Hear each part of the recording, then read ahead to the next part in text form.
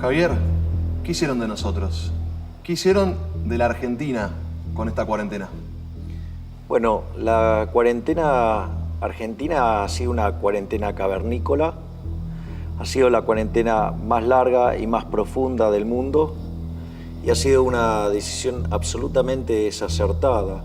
Hoy Argentina está entre los países con mayor cantidad de muertos por millón de habitantes. Es decir que la cuarentena no sirvió para nada. Pero entonces, ¿cuál fue el principal error del gobierno si no sirvió para nada? Mirá, el principal error del gobierno fue darle absoluta prioridad a la infectocracia liderada por el imbécil de Pedro Kahn. Porque, a ver, Argentina del método científico lo único que utilizó fue básicamente el nombre. El método científico deriva de un modelo que se llama SIR, que quiere decir susceptibles, infectados y removidos. Susceptibles, ¿qué es? La cantidad de personas que pueden quedar infectadas. ¿Sí? Después pues tenés los infectados y que además eso genera contagios, ¿no? Y eso hace crecer el número de infectados. Y por otro lado tenés los removidos, que son los que salen del sistema, ya sea o porque se curaron o porque se murieron. La dinámica de una epidemia tiene que ver entonces con la evolución, ya sea de cómo va infectándose gente y cómo gente va siendo removida. La primera parte depende muy especialmente de los individuos, de decisiones individuales que tienen que ver con básicamente la higiene, con el distanciamiento social, el uso de barbijos, lo que tiene que ver, por ejemplo, con los protocolos. Y la otra parte tiene que ver con cómo se hace cargo el sistema de salud. Y ahí, digamos, juega un rol central el uso de testeos, o sea, que haya testeos masivos. ¿Por qué? Porque cuando vos haces testeos masivos, eso te permite remover a una mayor velocidad. Y como el infectado está menos tiempo del sistema, contagia menos gente. Entonces la clave es, bueno, hacer muchos testeos y además hacer seguimiento, o sea, la trazabilidad, ¿no? Y en realidad eso en Argentina no se hizo. ¿Y por qué no se hizo? Si había ejemplos afuera de que eso era exitoso y... Porque los políticos son unos ladrones. Básicamente por eso. Vos cuando llegó el virus a la Argentina ya habían pasado 4 meses en el mundo. Tenías para capitalizar esa experiencia, pero ¿qué es lo que priorizó el gobierno? El gobierno encerró a todo el mundo y ¿eso qué hizo? Generó una brutal caída en el nivel de actividad que tiene como contrapartida una fuerte caída en la recaudación fiscal. ¿Pero qué dijo el presidente Alberto Fernández? Que la de ellos no se tocaba. Los privilegios de la oligarquía política no se tocaban, porque ellos se consideran una casta superior que, digamos, pueden dejar sin ingresos a todo el mundo, pero las de ellos no se toca. Por otra parte, vieron una posibilidad de incrementar esclavos, ¿no? Porque ¿qué hicieron? Agrandaron el aparato clientelístico. Entonces, eso para ellos les pareció una interesante solución como para incrementar sus votos. Y además, lo otro que hicieron fue ir por más obra pública. Y dejaron para lo último el testeo. ¿Por qué? Porque con los testeos no podían robar. ¿Por qué? Porque como los testeos son importados, si llegaban a coimear o hacer algo de eso, digamos, quedaban muy en evidencia. Básicamente, el desastre, ¿sí?, tiene que ver con la mentira que es el Estado, porque ¿qué te decían? Que el Estado te cuida. Sucede que vos sistemáticamente estuviste pagando impuestos para que te den un sistema de salud que cuando llegó el momento no respondió, ¿sí? Y tuvieron que hacer inversiones que no habían hecho durante un montón de años, pero además te decían que el Estado te cuide y después ni siquiera supieron contar los muertos. Y obviamente, cuando tuvieron que elegir una metodología para enfrentar la situación, utilizaron una metodología en la cual pudieran robar. Y por eso, digamos, no utilizaron la estrategia exitosa de todas partes del mundo, que fue hacer testeos masivos. A la sociedad le pidieron un esfuerzo gigantesco. Le pusieron un impuesto que es casi al 100%, que es no poder trabajar. ¿Y los políticos qué hicieron de su parte? O sea, ¿qué fue lo que aportaron ellos? Nada. O sea, básicamente generaron un desastre económico, porque mientras que a las empresas, sí, las dejaban sin ingresos, al mismo tiempo la obligaban a seguir pagando impuestos, las obligaban a seguir pagando salarios, a no despedir gente. Es decir, es más, hasta mandaron una ley para suspender las quiebras. O sea, una cosa absolutamente ridícula. Te decían, no, bueno, el Estado te salvó a la empresa porque dio una ATP. No, no te salvó. En realidad, ¿qué hizo? Te dejó sin ingresos, ¿sí? Y como te está jodiendo la vida, te lo compensa dándote plata por otra ventana. Ahora, pero esa plata, ¿de dónde la sacó? La sacó de emisión monetaria, con lo cual, digamos, es absolutamente espurio. Por lo tanto, ni siquiera hicieron ningún sacrificio, porque lo que deberían haber hecho era bajar el gasto público, ¿sí? Para bajar la presión sobre las empresas y que las empresas estuvieran mejor. Pero eso no les gusta. ¿Por qué? Y porque deja de pasar el dinero por las porosas manos de los políticos. Y la realidad es que Argentina va a estar entre las 3 economías que más caen en el mundo. Argentina está segunda en el índice de miseria. Argentina está tercera en el nivel de inflación. Pero además, ¿sí? Teniendo la cuarentena más larga y más profunda del mundo, tenemos que pertenecemos al grupo del 10% de países con mayor cantidad de muertos por millón. Es decir, es un disparate, o sea, fracasó todo.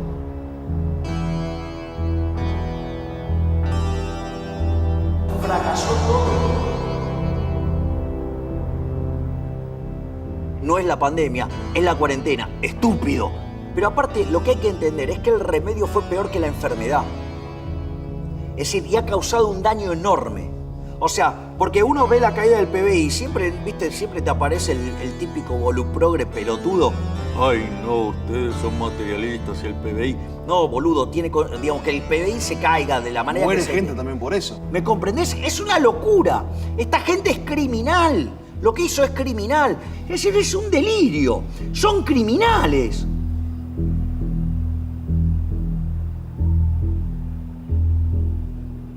¿Desde cuándo supiste que esta cuarentena iba a ser un desastre?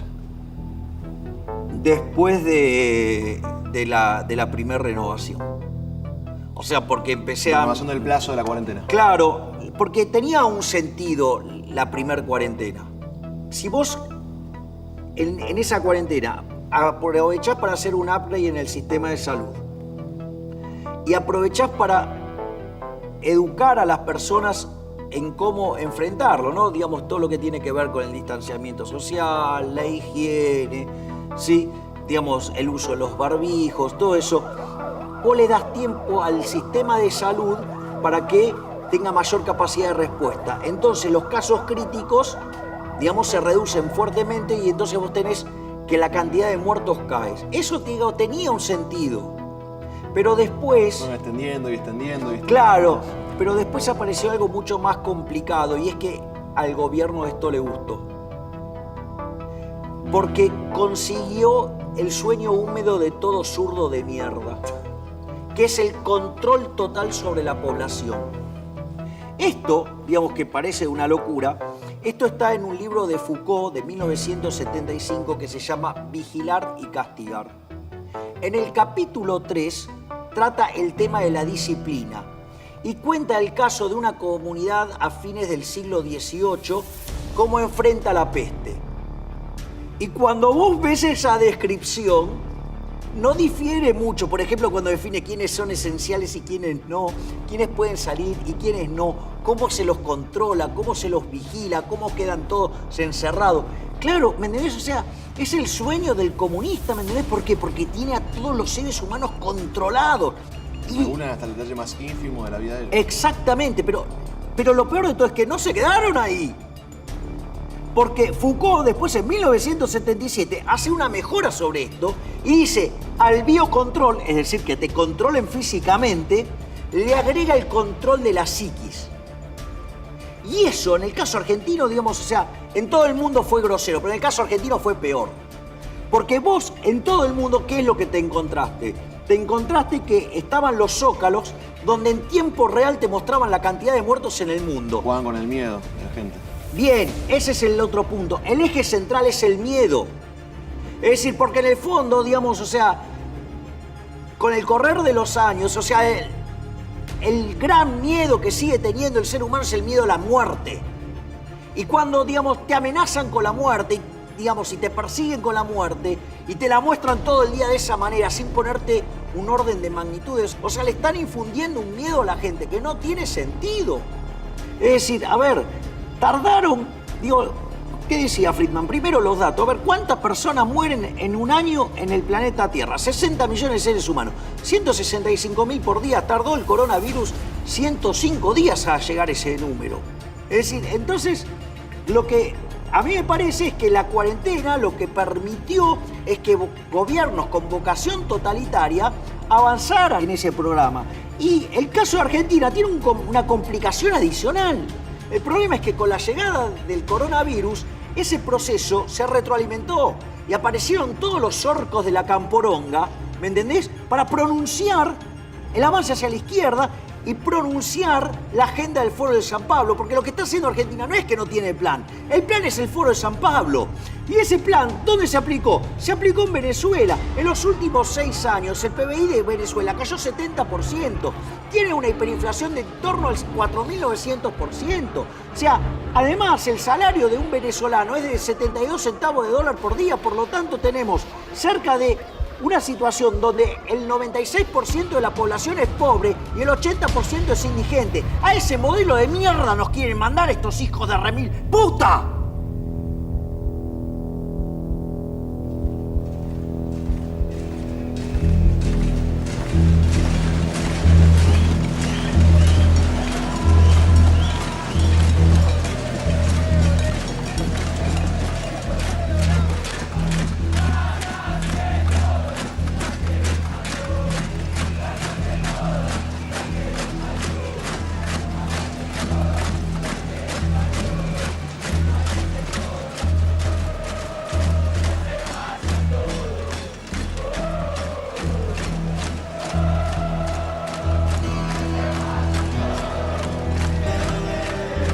En las calles se ve devastación, negocios cerrados, persianas bajas. ¿Qué está pasando en la economía argentina? Bueno, Argentina está transitando la peor crisis económica y social de su historia. Para que te des una idea, esto es peor que la crisis del 2002. En el 2002 el PBI en Argentina cayó 10,9%, con una caída del 16% en el segundo trimestre del año. Vos hoy tenés que las estimaciones es que el PBI por lo menos va a estar cayendo 12,2%, y en el segundo trimestre la caída de la economía fue del 19,1%.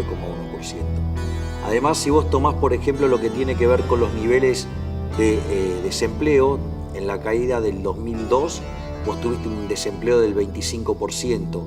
Hoy las estadísticas te muestran un desempleo del 13,1%. Sin embargo, cuando corregís por el efecto desaliento, ¿sí? ¿Cómo vendría a ser el efecto desaliento? Porque vale la pena explicarlo. Suponete un mozo se quedó sin trabajo porque cerró el bar. Bueno, digo, va a ir a buscar a otro bar si el otro bar también cerró. No es que no quiere trabajar, en realidad no sale a buscar porque sabe que no va a encontrar. Cuando vos corregís por ese efecto, la tasa de desempleo verdadera en Argentina es 29%. Por otra parte, lo que vos tenés que, durante la crisis del 2002, la cantidad de pobres llegó al 55%. Hoy, en el primer semestre, la cantidad de pobres es 41%, pero si tomás el segundo trimestre es 47%. Y eso, digamos, hoy. Pero también hay otro problema más grande, que es el problema de si se llega a desatar una hiperinflación. Porque en realidad lo que vos tenés es que en caso de llegar a desatarse un evento de esas características, la cantidad de pobres podría llegar al 75%. Por lo tanto, tendríamos la peor crisis económica y social de la historia, con, digamos, un final abierto, porque yo creo que ese nivel de pobreza ni siquiera lo podría manejar el peronismo.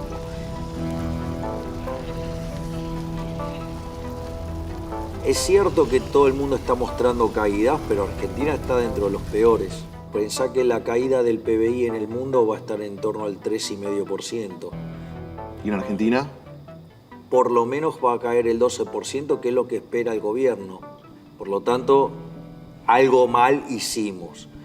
¿Qué está pasando con el peso, Javier? Que la gente cada vez puede comprar menos, cada vez le alcanza menos, no llegan a fin de mes. O sea, ¿qué pasa con el peso? Bueno, en realidad lo que vos estás viendo es que no es que los precios suban o que el dólar suba. En realidad lo que está pasando es que pierde poder adquisitivo el peso. Como decía Friedman, la inflación es siempre en todo lugar un fenómeno monetario. Y a medida que vos emitas más dinero que la gente quiere retener, el poder adquisitivo del dinero va a caer. ¿Y eso por qué ocurre? Ocurre porque cuando vos tenés un exceso de oferta de dinero, ya sea o porque hay una explosión de creación de dinero, por ejemplo el caso argentino para financiar el déficit fiscal, por otro lado una huida del dinero, lo cual digamos además lo avalo y me parece correcto por parte de la gente que desprecia el peso, porque hay que recordar que el peso es la moneda que emite el político argentino, por ende no puede valer ni excremento, porque esas basuras no sirven ni para abono. Frente a una explosión de exceso de oferta de dinero, ya sea porque estás emitiendo un montón, porque cae la demanda y además tenés una caída monstruosa del nivel de actividad, el peso va a perder valor. Y eso hace que todos los precios expresados en unidades monetarias suban. Es más, el dólar, como es un precio de un activo financiero, sube primero. Después lo siguen el precio de los transables, después los mayoristas, después los minoristas y por último los salarios. Por eso también cuando tenés una explosión del tipo de cambio te sube muy fuertemente la cantidad de pobres e indigentes como consecuencia de que el precio de los alimentos está determinado en dólares. Desde las PASO del año pasado hasta este momento, el tipo de cambio subió más de 300%. Por lo tanto, esta economía trae una inercia inflacionaria, ¿sí?, de 300%. Si yo tomo, por ejemplo, el último dato de inflación de 2,8 y contemplo que hay 70% del índice de precios, ya sea pisado o en cuarentenado, significa una inflación mensual del 10. Anualizado te da 200.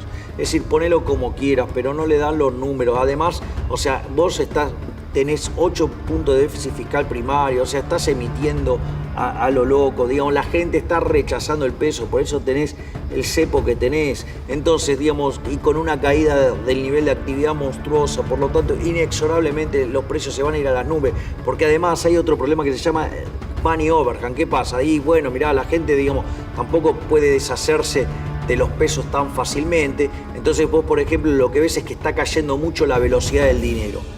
Esperá que se abra la economía, ¿sabés cómo se va a recomponer la velocidad del dinero a los niveles normales? Y cuando empiece a subir todos los precios y el tipo de cambio se vaya al culo del mundo, ¿vos qué crees? ¿Que la gente se va a quedar en pesos? Olvídate. ¡Pum!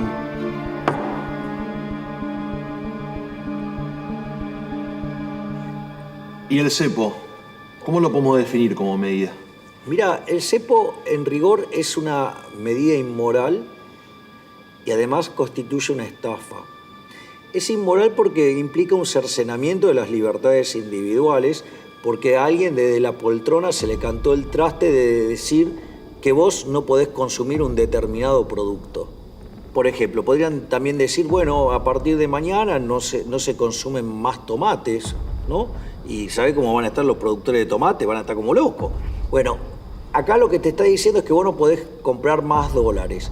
La realidad es que si vos tu dinero te lo ganaste honestamente, digamos, ¿qué tenés que dar explicaciones? ¿Qué te compras o qué no te compras? O sea, escúchame una cosa, si yo me gané mi guita honestamente, yo no tengo que dar explicaciones a nadie de lo que hago con mi dinero, primer punto. Pero el dólar tiene un elemento adicional que es complicado, que es la reserva de valor que eligió el argentino. Frente a la estafa que es el peso, la reserva de valor es el dólar.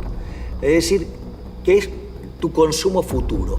Entonces, cuando no te dejan comprar dólares, lo que te están haciendo es, además, no solo que te están condicionando una parte de tu consumo presente, sino que además te están reventando el consumo futuro.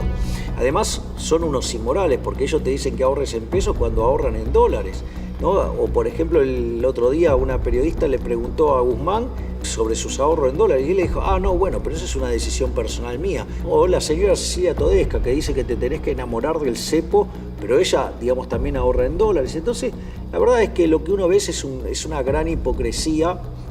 O sea, son mentirosos, o sea, son directamente mentirosos. ¿Pero por qué hacen esto? Bueno, esto lo hacen porque cuando te obligan a demandar pesos, incrementan la base imponible del impuesto inflacionario. Entonces, ¿cuál es el punto? Que en realidad el impuesto inflacionario es un robo porque es un impuesto no legislado. Por eso una de las cosas que tendrían que tener muy en cuenta las personas, que aquellos que, por ejemplo, me tildan de loco por querer eliminar el Banco Central, deberían saber que el Banco Central hoy por hoy nos roba 5 puntos del PBI con impuesto inflacionario, es decir, la política nos roba a los argentinos de bien 5 puntos del PBI. Además, pega 25 veces más fuerte sobre los más vulnerables. Por lo tanto, o sea, todos los progres, ¿sí? Y que les encanta el Banco Central y estafar a la gente con el impuesto inflacionario, en especial esos imbéciles que hablan de que es una locura cerrar el Banco Central, están defendiendo el robo de la política, porque el impuesto inflacionario es un impuesto no legislado. El impuesto país, el impuesto solidario, el posible impuesto a la riqueza. El gobierno quiere subir los impuestos. ¿Es el momento, en medio de una pandemia, una cuarentena, para subir los impuestos? Te cambio el punto, o sea, nunca es el momento para subir impuestos. Es decir, los únicos idiotas que suben los impuestos, además de los argentinos, son los españoles, es decir, la sucursal europea del chavismo. Hablan de la solidaridad, pero no tocaron la de ellos, o sea, la de ellos no se tocó. Dijo, no, eso es un acto de demagogia. ¿Qué acto de demagogia? Le dejaste sin ingresos a todo el mundo y el tuyo no lo tocaste. No solo eso, tenés otro problema más, que dicen que es transitorio. Mentira, digamos, cuando empezó el impuesto a la ganancia, que era el impuesto a las rentas, allá por los 30, era transitorio y quedó. Cuando dijeron que iban a subir el IVA al 21%, que era transitorio, quedó. Cuando pusieron ingresos brutos dijeron que iba a ser transitorio y quedó. Cuando pusieron el impuesto al cheque dijeron que era transitorio y quedó. Cuando pusieron las retenciones dijeron que era transitoria y quedaron. Entonces es mentira, es decir, es mentira, o sea, que van a ser transitorias. Nunca una suba de impuestos es transitoria, porque una vez que pasa el despiole y se recompone la recaudación, los políticos no te la devuelven, se la quedan y la usan para gastar ellos, porque ellos consideran que es mejor gastarla a ellos que la gaste, digamos, el que la genera, el que la gana. Es decir, y eso es lo que termina haciendo que este país sea absolutamente inviable, porque tiene 170 impuestos, tiene la presión fiscal en blanco más alta del mundo, es el país más antiempresa, no solo por la carga fiscal, sino además por la cantidad de regulaciones que llegan a 69.000. Es imposible ganar plata, y por eso, digamos, las empresas se van de acá, se están yendo, porque cuando ven, además, el comportamiento del gobierno en perfecta línea con los lineamientos del Foro de San Pablo, digo, esta historia ya la conocen de Venezuela, por lo tanto las empresas están huyendo despavoridas. Entonces, digamos, estamos frente a una situación que es una locura y que esto no puede terminar bien, no va a terminar bien, va a terminar mal. A mí, me ofusca profundamente cuando aparecen algunos voceros pelotudos del presidente y dice, ay, bueno, pero en toda la riqueza que tiene, tocarle un 1%, hay que ser generoso. Siempre generosos con la ajena. ¿Por qué no? ¿Por qué, digamos, en función de cuánto van a... No funcionó nada, no se bajaron nada. No, bueno, pero además, por ejemplo, hay un estudio del BID que muestra que, por ejemplo, la ineficiencia técnica del gasto público en el mundo. ¿Cuál es la región que tiene la ineficiencia más grande? América Latina, con 4,4% del PBI. ¿Cuánto tiene Argentina? 7,2%. 7,2%. Mirá si tienen para bajar. ¿Y sabes qué? Que dentro de esos 7,2 hay 5 puntos del PBI de choreo. Entonces no pueden dejar de robar y a nosotros nos siguen rompiendo el orto a impuestos. ¿Pero por qué no se van a cagar? ¿Me comprende lo que te digo? O sea, me tienen podrido. Te ponen cara a un gesto adulto y dicen, no, bueno, en realidad hay que hacer un esfuerzo. Y el esfuerzo nunca lo hacen ellos, ¿me entendés? Y además utilizan argumentos que son falsos.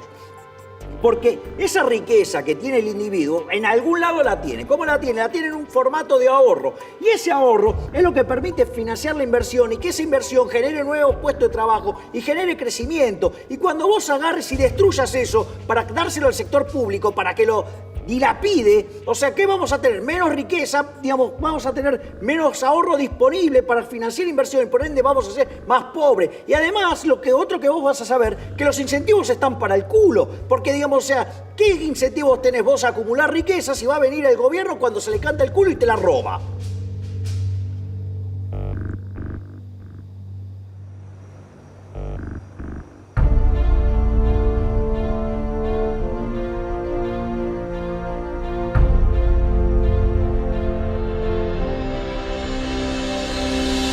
Libertarios, estamos frente a un momento histórico.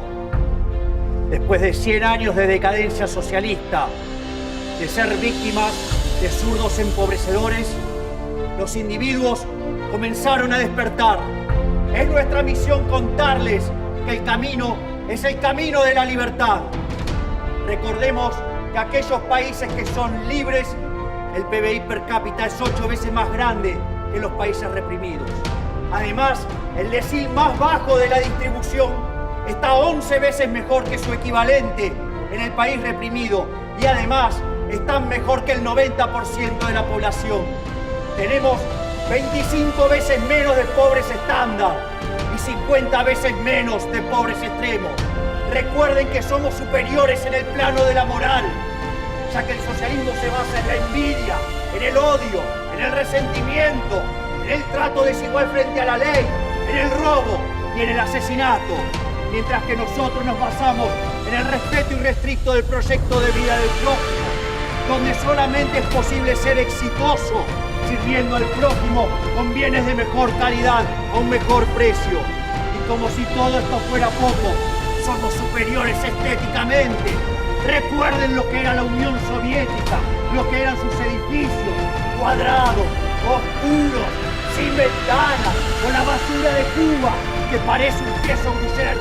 Comparen contra la maravilla que es Nueva York. Por lo tanto, la victoria será nuestra. Avancemos sin miedo. ¡Viva la libertad, carajo!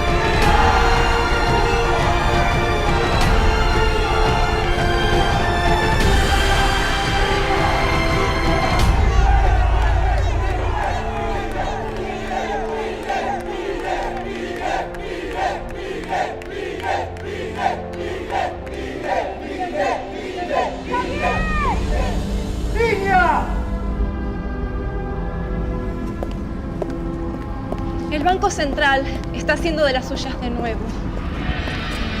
Creo que es hora de cerrarlo. De una buena vez.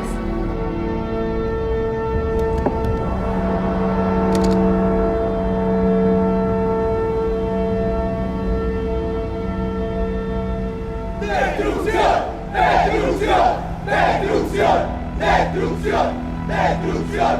¡Destrucción! ¡Destrucción! ¡Destrucción! ¡Destrucción! ¡Destrucción! ¡Destrucción! ¡Destrucción! ¡Destrucción! ¡Destrucción! ¡Basta inflación!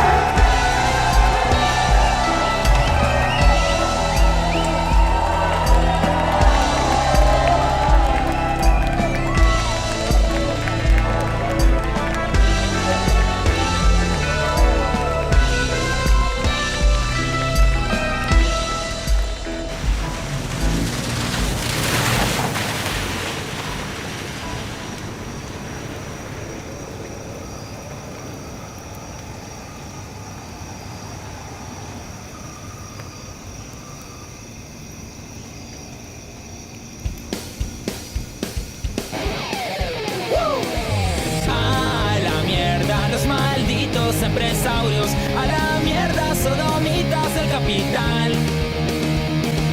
Basta de basura keynesiana, ha llegado el momento liberal.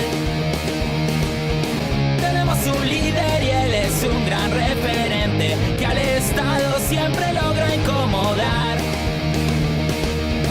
Javier Milei, futuro presidente. Javier Milei, el último punk, siempre en contra de la presión tributaria, siempre en contra del estatismo abusador, combatiendo por una Argentina libertaria y por la libertad del pueblo trabajador. Hace más de un siglo nos gobiernan los buenistas, los que roban para de lacras mantener.